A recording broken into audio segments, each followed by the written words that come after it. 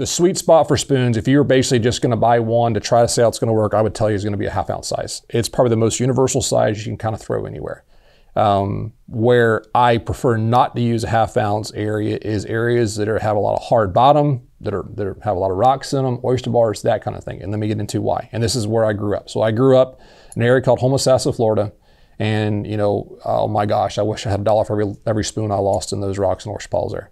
And it's very tidal there. I mean, it does have, you know, a 2 to 3 foot area, 2 to 3 foot of water moving every single day. But the average water depth we're fishing in there is less than 3 feet. Honestly, it's probably less than 2 feet. And the bottom is rock hard. It's lime rock and oysters.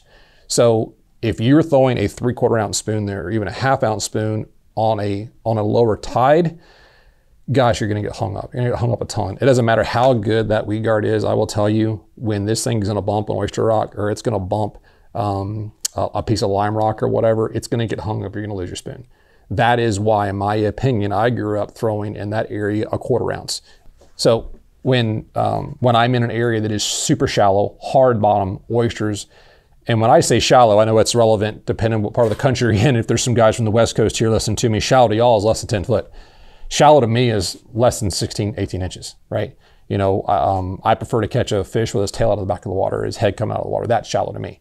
And that's what I'm referring to when you are in a super shallow situation where a redfish is pushing on a mud flat in Louisiana and he is in 5 inches of water, or if you're in an oyster bar on the Nature Coast and that redfish is sitting behind an oyster bar that's literally inches below the water and he's sitting in a foot of water behind it, you can't throw a big 3/4 ounce spoon or a 1/2 ounce spoon and think you're going to be able to present it to that fish correctly. It's going to make too much noise, too much splash, you're going to get hung up.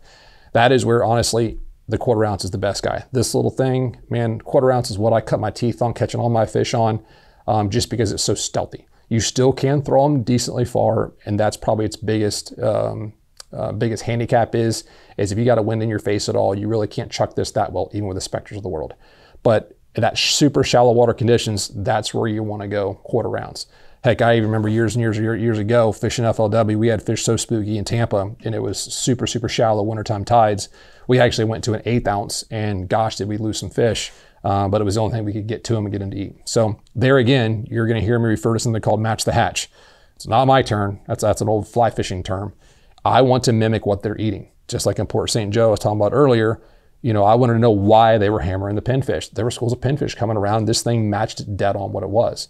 You know, when I'm fishing, you know, the Homosassa area, I'm trying to get as close as I can to what they're eating, but still make it fishable on the element that's there. Super shallow water, hard bottom, and I wasn't getting hung up.